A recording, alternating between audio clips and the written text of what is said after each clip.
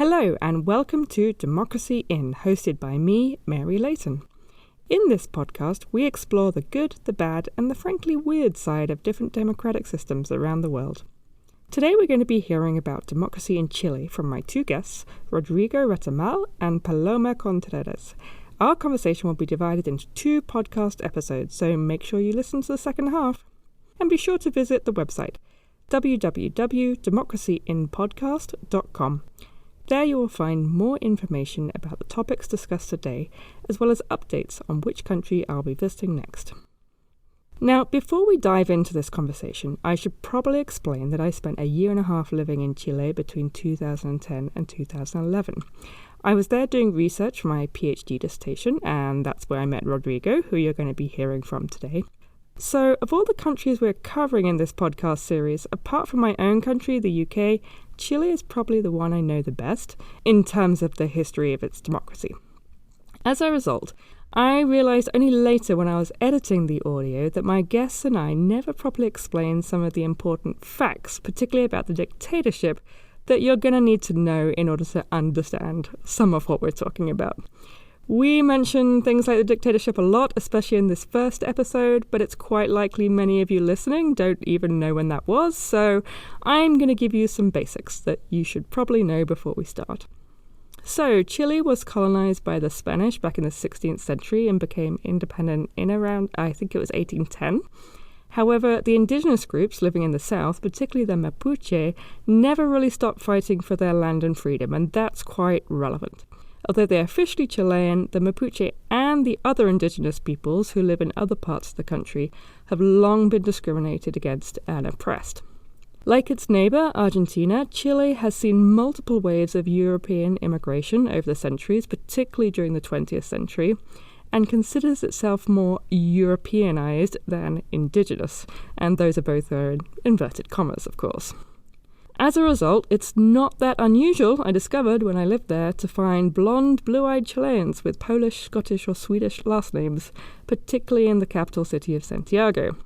As Rodrigo is going to tell us in this conversation, race, indigeneity and colonialism are still very relevant to any debate about citizenship and democracy in Chile today.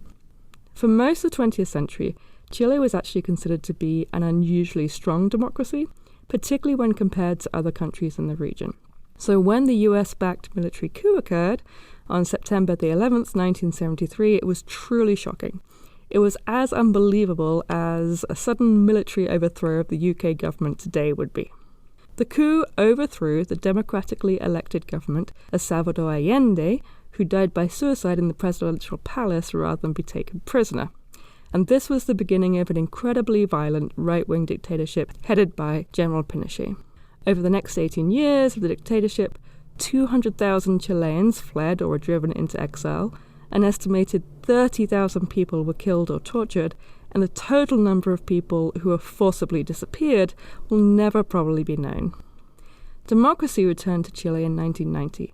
And it was at this point that a new national constitution that General Pinochet had drafted 10 years before came into effect. So, for the last 32 years, Chilean democracy has been operating according to the laws of its violent right-wing dictator, a man who died peacefully of natural causes in 2006, thanks to the British government.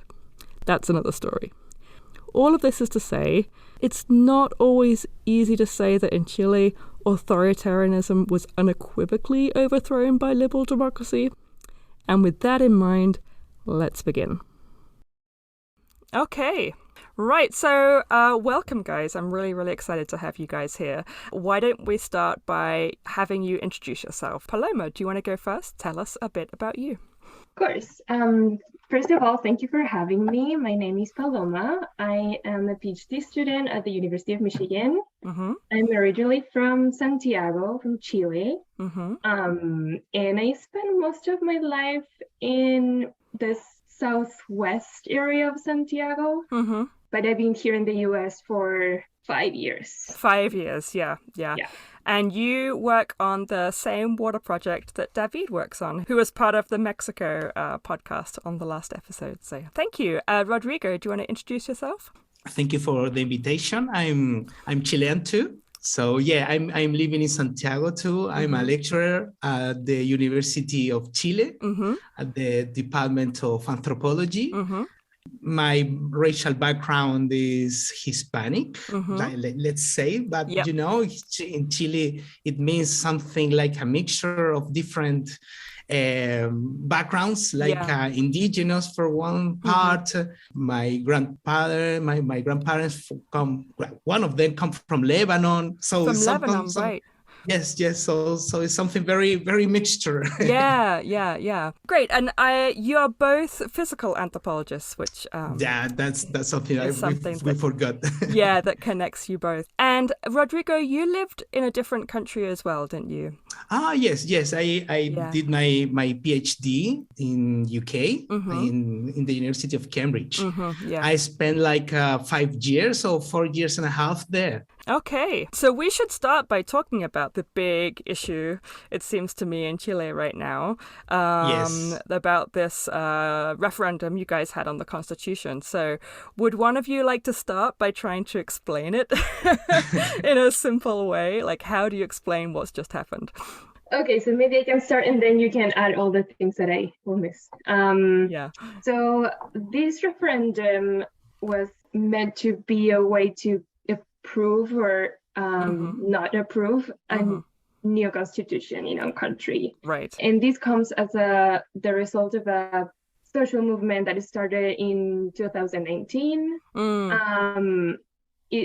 We called it like an explosion, right? Oh, wow. Like a social uprising that stopped the country for many months. And as a solution for that, politicians agreed to reconsider the possibility of writing a new constitution and change the one that we have, that is the one we inherited from the dictatorship. Right. And this isn't the first time the Constitution has been rewritten, right? It's not like in the US where they had the same one since the beginning of the country started. Yes, the Chilean Constitution was made in the 1980s. Okay, so this one was during the Pinochet dictatorship. Yeah. And we have had like 3 constitutions in Chile. Okay. So this is the last one. That one was made on 1980s. Was the 3rd constitution. But the thing is, it was made under a dictatorship, and it was very neoliberal way of politics. So the Chilean people would like to change many things, items, or topics in the Constitution. You know, from the outside, it can feel a bit like a constitution is like, why does that impact you every day? It's just like a piece of paper, right? But what is the push to change it? Why was it so important that it was from the dictatorship, for instance? So I think it's, first of all, the symbolic power of having something that is from the dictatorship, and now the opportunity to change it for one that was not only democratic, but also had gender as an important factor, included indigenous communities, and it was also including working class people for the first time. Okay, So I think it's mostly symbolic, like even if you don't talk about what is written in the new proposal of a constitution, it was still very important in symbolic terms. It also the old the constitution from 1980s has a problem that if the people wants to make some changes in legal terms, they couldn't make it because many of these proposals are considered unconstitutional. Oh, I see. That's the problem. The structure, the structure of the Constitution has a very weird organization, because we have a constitutional tribune. Okay. When you have a proposal even accepted by the Congress, even after being approved, they had to pass by this constitutional tribune. Okay. And this constitutional tribune is like 4 people that they review the proposal and see if the constitution, see if the proposal fits with the constitution. So many like I don't know, from this last decade, kind of 8 or 9 different proposals have been rejected by this constitutional tribune. So that's something very weird. And this is something that was created precisely in terms of trying to impede, to stop progress. Like Paloma say, like for example, abortion, indigenous rights, etc. Okay, I see. So it's kind of like when the last constitution was written, it was like, okay, we're going to put something in place to guarantee that nothing will actually change. You might get rid of the dictatorship and you might have a democracy now, but everything has to stick to the rules that were written by the dictator. Exactly. That's the thing. It's very rigid. It's a very rigid constitution. So those 4 people who are in the tribune, how are they appointed or elected? Where do they come from? I don't remember well. No? Okay. But it's not democratic at all. Yeah. Paloma, I'm wondering if is it similar to the Supreme Court? Is it that kind of situation? Yes, I think it's the same role. Okay. I'm not sure how the members of the tribune are elected, but I believe maybe they're chosen by Congress. Okay. But I'm not sure. So maybe it's not quite as prominent as it is in the US, where everyone knows who the Supreme Court people are. It's just these mysterious people. Yeah, I think it's not about the individuals that are there. It's just like the institution. Right. So wasn't the push to get a new constitution also part of a plebiscite, a part of a referendum? Yes, it was a plebiscite. Okay. But then it was rejected. Yes. Yeah. Right. So we first approved the idea of changing the constitution. Then the new proposal was written, and then we rejected that proposal. Yeah, I can see, Rodrigo, you're trying to look up now how the... Don't worry, it's fine. Yeah. Sorry. The thing is, I think to me the thing that's interesting is that you don't necessarily know. So it's different from like the US one, right? Where everyone knows who the Supreme Court people are and it's very, very controversial. But it's instead this like mysterious thing. Yeah. So what's going to happen now, do you think, now that the thing has been rejected? The things are very blurred now. Okay, yeah. Because after the rejection of this new constitution, the political parties now are just talking and they are trying to make some agreement. But the right side, after this tremendous disapproval of the new constitution, they really don't want to make any change to the old constitution. Yeah. And the thing is, it's like the right side. They say that they want to reform or to create another new and renewed constitution. But now many of them are saying that they don't want to make any change. So that's a... They don't want to make any change at all. Okay. Yeah. Exactly.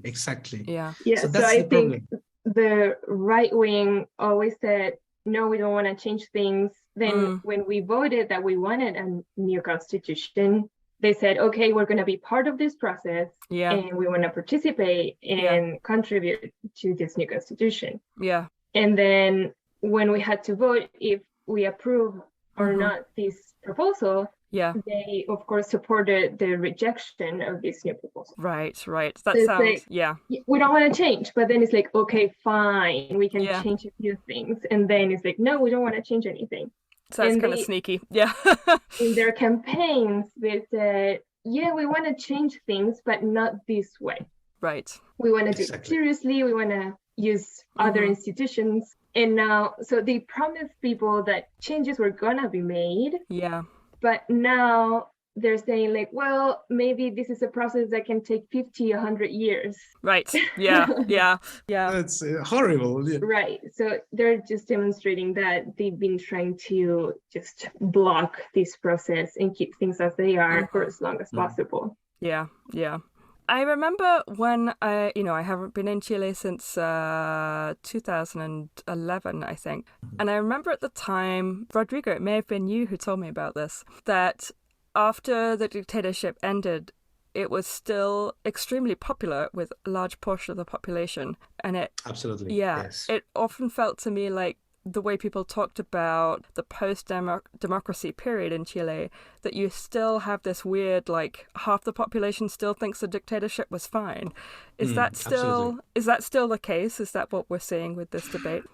Yeah, Chile is very conservative. Yeah. And the dictatorship was just another step to this very conservative way of make politics.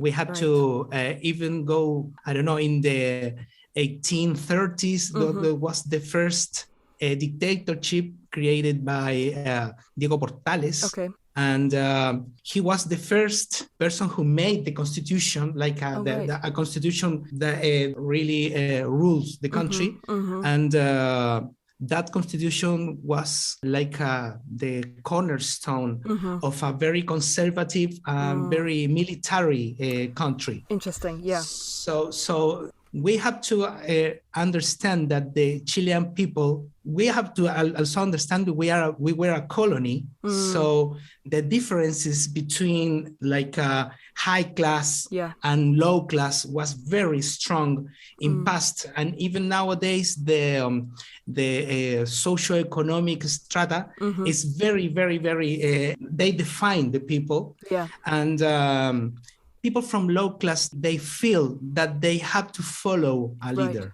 Interesting. From my point of view, I don't know. We can debate about it.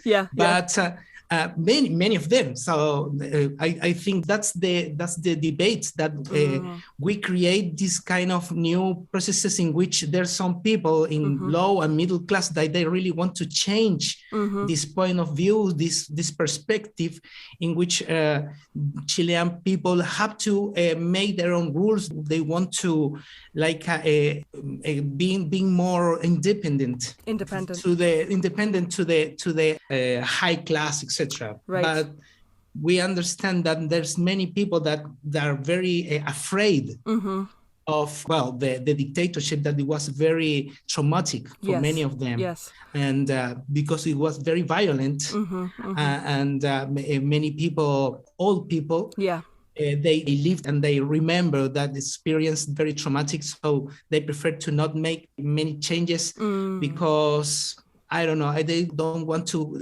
create a very different country. Interesting, something like that. And this constitution, the new constitution, the new proposal of constitution, really it was very, very revolutionary in terms of making many changes with many rights, different rights, like a plurinationality, like integration of indigenous communities, giving them some authority to rule their own territory, in which, like I tell you, because we were a colony, the indigenous people always there were treated like a very, very low class, and they were not right to any authority on their land. Exactly, yeah. That's really interesting, and I find it interesting that you bring it back to the colonial context, which of course is incredibly important, and still has this lasting impact, but also the idea that any enormous change is going to feel traumatic, even if it's a change for the better, if your experience of big revolutionary changes led to violence in the past. Exactly. Yeah. I also have to mention, I think, that so we had this new constitution after a very long and for many people traumatic pandemic. Yes. Inflation is crazy in Chile, and we're not used to it. Like we used to have a very stable currency, and now we don't. So it feels like all these changes started right after this social uprising. So people, of course, want to go back to normal, right? They want to just have their jobs, live their lives. They want to be able to pay bills. We also have this new migration crisis that is affecting South America in general. I haven't heard about that, so. Yeah, so for Chile, it's quite new. Probably when you were there, you noticed that there's not a lot of diversity in terms of nationality. I noticed that people have it in for Peruvians. Like, I lived in a neighborhood in Santiago, and everyone would say to me, like, "Oh, watch out, there are Peruvians there." And I'm like, "What? What's wrong? I used to live in Peru too. What's up with this?" But yeah, anyway. So, so we used to have many migrants from Peru and Bolivia, but now we have from many other countries, and people that have cultures that are very different from the Chilean one. So that's also causing like maybe it's invigorating the conservative side of society. Yeah. So the new immigration is from outside of South America or from different parts of South America? Different parts of South America mostly. Interesting. And well, it's mostly Venezuelan, Colombian, and people from Haiti. Right. And yeah, I think maybe a few Dominicans, but these are cultures that we're not used to see on the streets. We don't really, in the past, we didn't hear any accents different than ours. Yeah. So it feels really new and people feel threatened by it. And it makes sense. Of course, I'm not justifying it, but it makes sense that people are so scared. I also want to say that I don't think I agree with Rodrigo when he says that that is fine. It's a conservative country. I think like we're like a small town. It is a small country. Yeah. And I think that we don't have experience because we're just a small town. You know, like we don't understand how the big world works because we're just like this very self-centered country. And considering that 49 years ago, we had this coup d'etat and the dictatorship started. I mean, it was 49 years ago.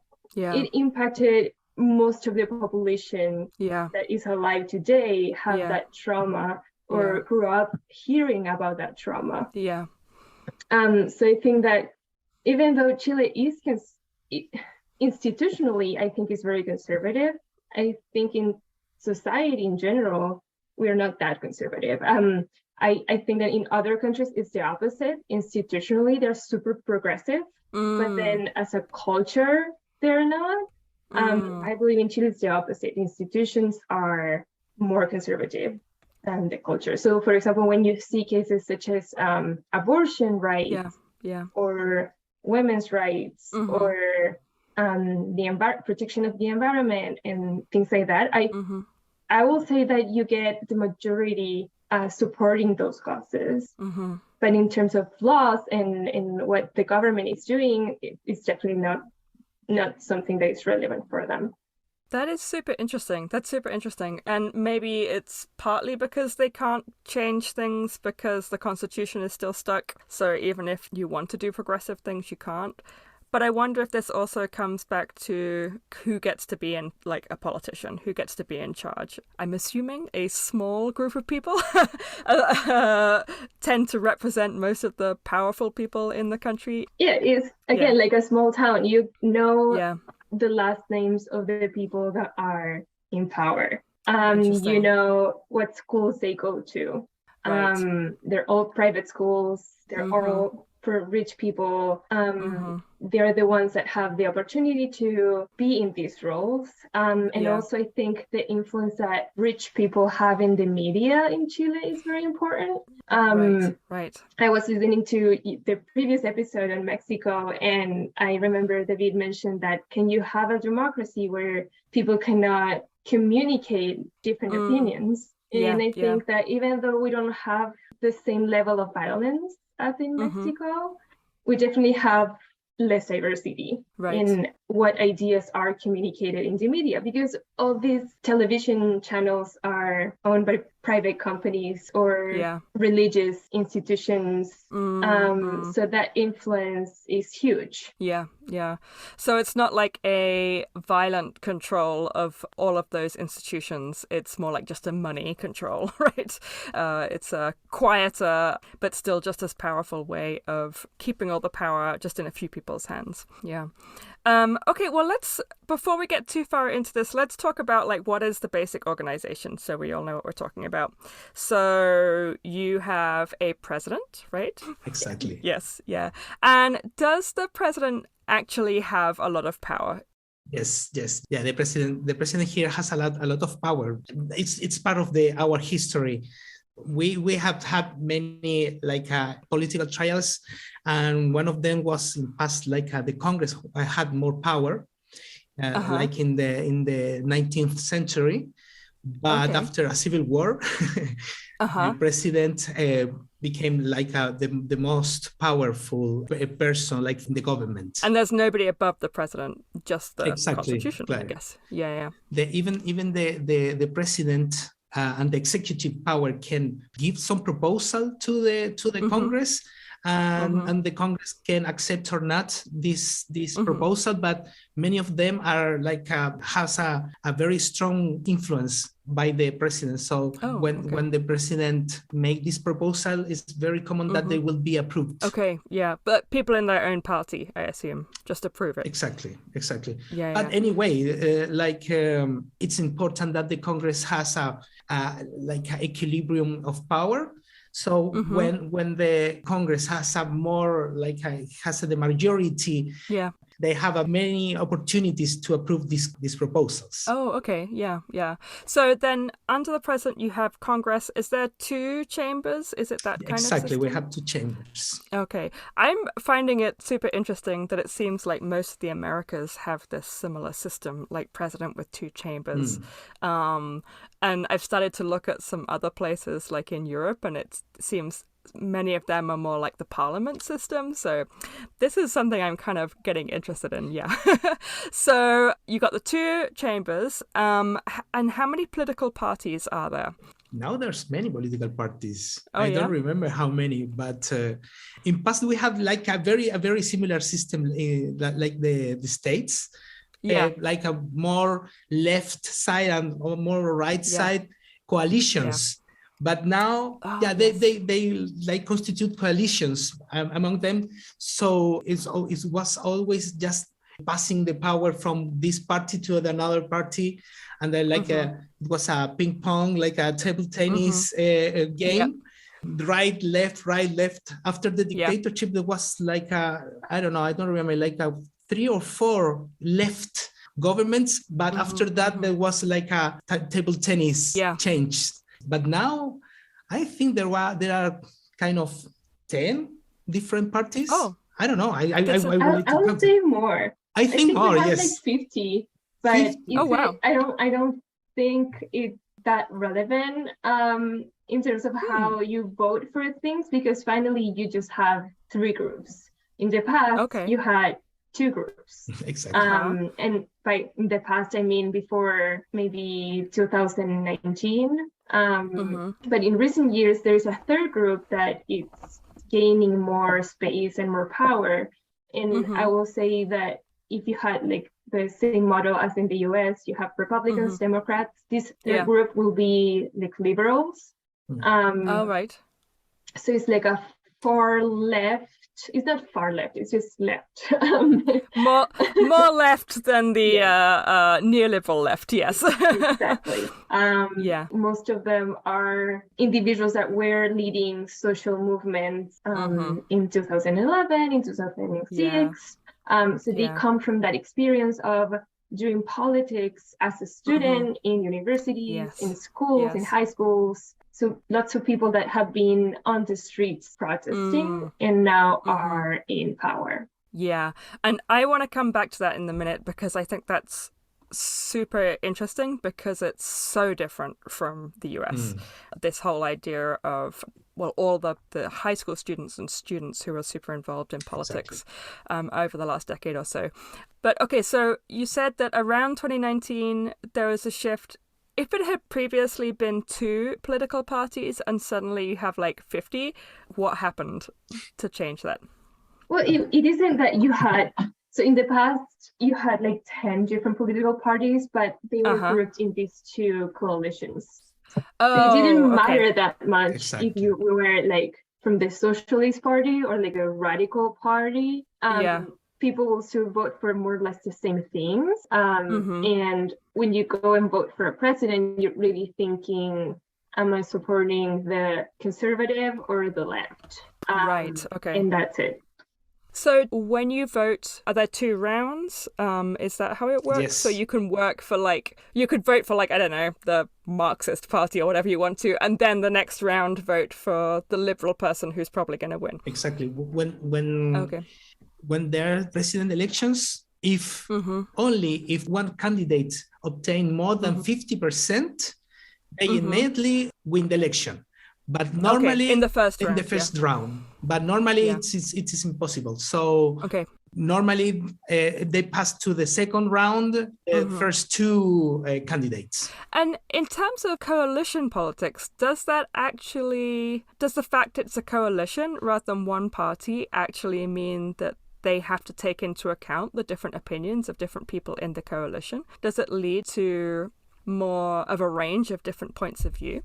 Yes, there's many arrangements of point of view between them, among them. Okay. It's like, I don't know, nowadays, for example, the political party that rules, the coalition that rules the country, it also has included the Communist Party, for instance. Right. Interesting, yeah.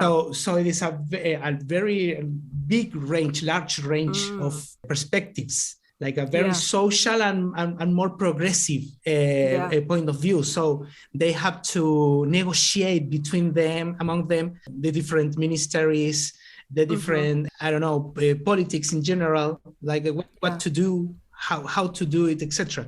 And the same thing, it happens in the more right coalition, in which there are very far right point of views. Yeah. And all the more liberal. Yeah. That is kind of fascinating to me because from my perspective, that seems really different from places where they just have 2 parties. Like Paloma, I'm wondering how it seems to you being in the US and seeing, for instance, like the Republican Party is incredibly monolithic now. They're just they have one line, they're told what to do, and they all do the same thing. But it sounds like it's much more dynamic and much more negotiation if you have a coalition. Yeah, I think that definitely you have more space for fighting for power, maybe once you are part of the government. Each party is going to care a lot about how many of the ministers are from your party. So, for example, if you have 20 different positions, the Communist Party will say, okay, so I supported your campaign. I should get at least 2 of those seats, or 3 or 5. Depending on how strong that party is in the moment. And that's something that we're seeing now, because even though we chose this president that comes from this third group that is more liberal and progressive, even though we chose him, now he is giving power or assigning some of those seats to the people in traditional political parties from the equivalent of the Democrats, right? So it feels like in the US, I feel like you're trapped, right? You have 2 options. If you don't like those, you're stuck. Yes. There's nothing you can do. It's just 2 options, and that's it. Well, in Chile, we voted for a third option, and I think that took a lot of work, and a lot of political activism for decades. But even though we have now this third option, because the right wing is pressuring so much, they're giving space to the more traditional democratic group. How do people feel about that? Because if it's like you described, people are so reluctant to change, and then this big change happens. Okay, we got this third group, but then they still have to stay in power, which is kind of what you'd expect, right? It's kind of obvious. Like, of course, you still have to pay attention to the people who've been there forever. But then how do people react to that? I think it depends on who you ask. I would say for all these questions about like what people think, I would say I have no idea. No, that's fine. After the referendum and seeing that the rejecting new proposal of the constitution was so popular, they got 68% of the vote, I think. Oh wow! And I think that for us, probably Rodrigo also feels this way. For us that come from like an intellectual group of people that have access to education and maybe resources to read more and study more and like a comfortable lifestyle. We thought that the constitution was what Chile wanted, and now we learned that that's not it, but we don't know what it is. No one knows what it is. So everyone is fighting each other and trying to understand what people are thinking. Do they want to change? What type of change? Is it about when or who or why? What is it? We have no idea. Yeah. So it took you by surprise. Yeah. So when you wonder what people think of our current government incorporating more traditional politicians in power, I think that many people are desilusionados, disappointed. Because we were trying to see this new group, this third group, bringing young people, very qualified, with gender and environment and indigenous groups as a priority. And now they're bringing back these old politicians that ignored those claims for more than 30 years. So it's very disappointing, but maybe for some people, it gives them more stability or like a perception of stability that they need, especially considering that the situation nowadays is very difficult for lots of people. No, that's super interesting. That's why I think the Chilean people are still very conservative, because there were many impressive changes, like so many different changes that the new constitution proposes, that people, I think they were not very clear about what these changes can be understood by them. For instance, well, we have a kind of racist. I don't know if we are so racist like the people say about the US, but we have how I told you, like a colonialist perspective made that the people, like the indigenous people, considered like in low class, in a lower class. So this kind of idea of plurinationality sound very weird for many people. For instance, or the women rights or other genders rights. That was very confusing and strange, but because the people, many of them, after the upheaval, the social movement in 2019, they want like a more right for housing, wage, I don't know, more shallow, let's say, I don't know if more shallow, but look more day by day things. But this kind of things are very ideological change of thoughts that come from like in a more intellectual part of the people, more progressive way of thinking. And I think the left side and the progressive parties, they couldn't teach and show the importance of this kind of changes. And even the environment changes, that they are very urgent in Chile. They were not really approved by the same people that live in places that now are at risk of environmental crisis, etc. So I don't know. There's something very strange. I think there's many other factors, of course. The right side, for instance, they spend a lot of money in social media and social spreading lies. Spreading lies, exactly. Okay, so we're going to take a break here, but look out for the second half of this conversation where we'll be talking about a democratic revolution led by 13-year-olds that transformed Chilean society completely. If you enjoyed this podcast, you can subscribe, share, or even support us by going to the website www.democracyinpodcast.com. There you'll find more information about the topics discussed today, as well as updates on which countries I will be visiting next.